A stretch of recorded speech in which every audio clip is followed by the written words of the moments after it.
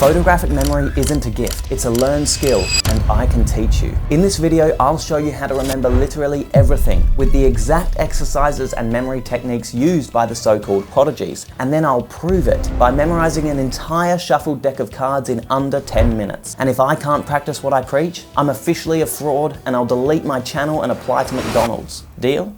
There are two parts to supercharging your memory: strengthening and techniques. But before you can use the powerful techniques I'll give you, you need a strong enough mind and memory to handle them. Just trust me that this works, because I used to forget everything. People's names, chores I had, where I put my keys, but last week I memorized almost 1,000 digits of pi. And that's cool, but this isn't just a party trick. Imagine memorizing and perfectly recalling an entire concept in under a day. You'd never fail an exam again, so listen up.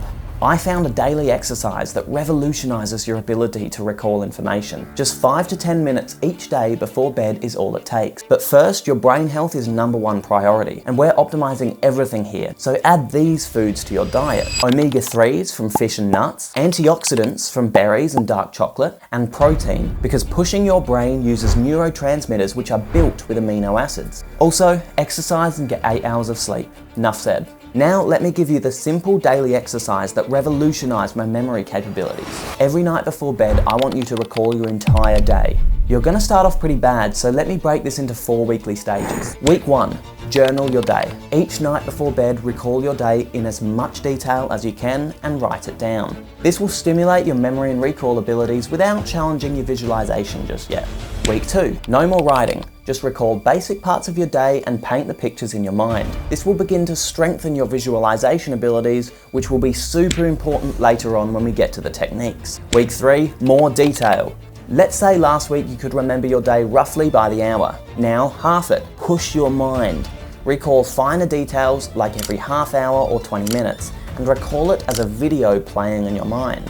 Week 4, recall your entire day start to finish in your head. Then challenge yourself. Can you remember Tuesday or last Saturday? You see, your brain is like a muscle. It isn't really, but it can be strengthened like one with consistent use and pushing hard. Other exercises to do this include classic brain games, chess, Sudoku, anything that makes you think, and memory games, which will stimulate and strengthen the memory centers of your brain.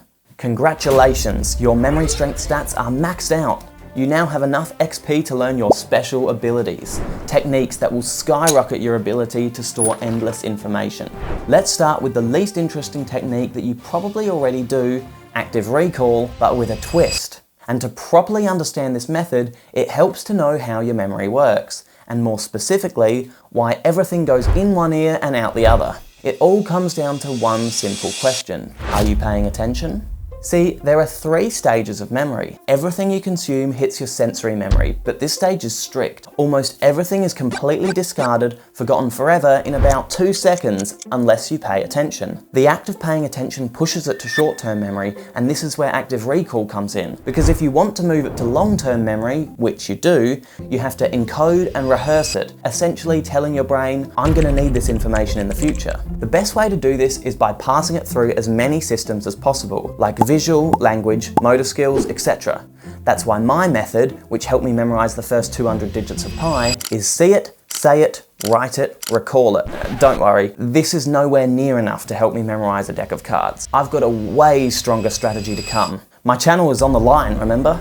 Now, active recall is cool, but when you've got a ton of stuff to remember, it gets exponentially harder and it takes too long. That's because your brain can only store around 7 things at once, which is where the next strategy, chunking, comes in. If you group information into manageable chunks, you can store 7 chunks in your brain without feeling overwhelmed. Phone numbers are a great example. When you recite a phone number, I bet you recite it in 3 chunks, right?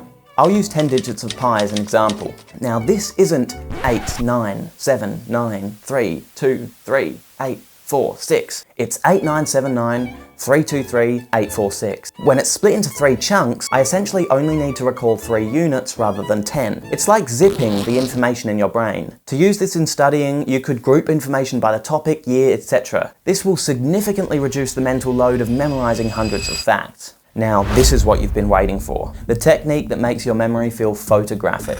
I thought it was science fiction, a Sherlock Holmes fantasy. But it turns out ancient philosophers used it. Memory champions swear by it. It lets you build an entire library inside your mind where you can store anything and recall it in an instant. It's called the Mind Palace. See, your brain is wired for location-based memory. That's why you can picture your childhood home in vivid detail, but forget someone's name 5 seconds after meeting them. The Mind Palace takes advantage of this, and here's how you do it. Choose a place you know extremely well, your home, school, gym, and mentally walk through it. Now take the information you want to remember and turn it into vivid images. Place those images at landmarks along your mental path, like sticky notes you'll never forget. The opportunities here are endless. Grocery list? A cow explodes with milk on your doorstep, and a giant egg crashes onto your couch. Study notes? Visualize each concept as a scene and drop them into your mental map.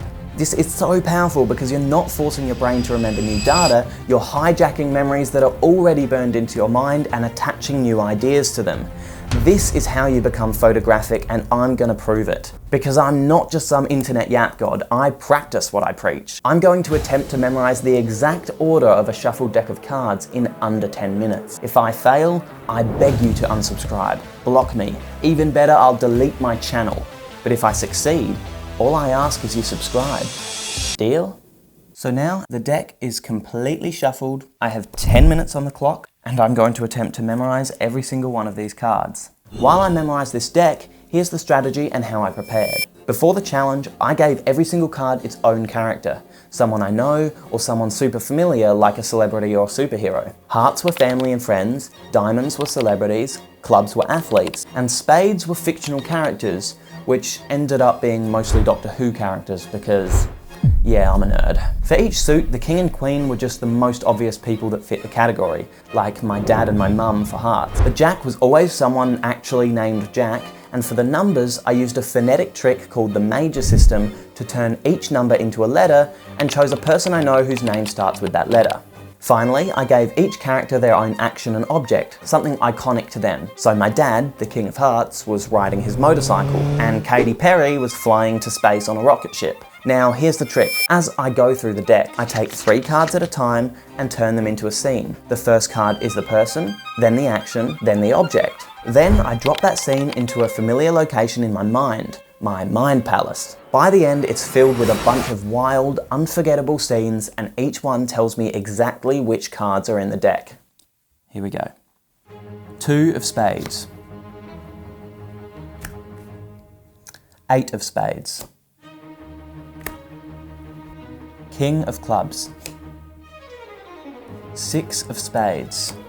6 of clubs. King of diamonds. Queen of spades. 4 of clubs. 10 of hearts. Queen of diamonds. 8 of diamonds. 9 of diamonds. King of hearts. 10 of spades. Ace of spades. 9 of clubs. 8 of hearts. Queen of clubs. Jack of spades. 4 of spades. Jack of clubs. 3 of clubs. Ace of hearts. 4 of hearts. 3 of hearts. Ace of diamonds. 10 of clubs. 2 of hearts. 9 of hearts. Jack of diamonds.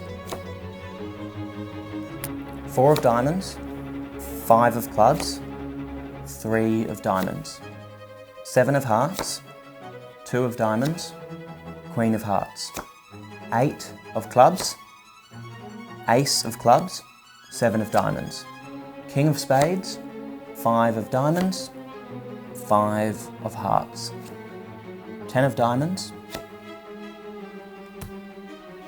6 of hearts. 7 of clubs. Jack of hearts. 6 of diamonds. 7 of spades. 3 of spades. 5 of spades. 2 of clubs.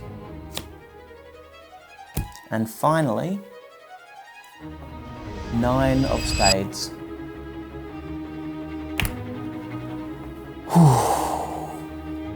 There we go. Now for your end of the deal. Subscribe. Remember, this technique isn't just for decks of cards. If you want to find out how to use it to remember hundreds of random numbers, watch me memorize almost 1,000 digits of pi in this video.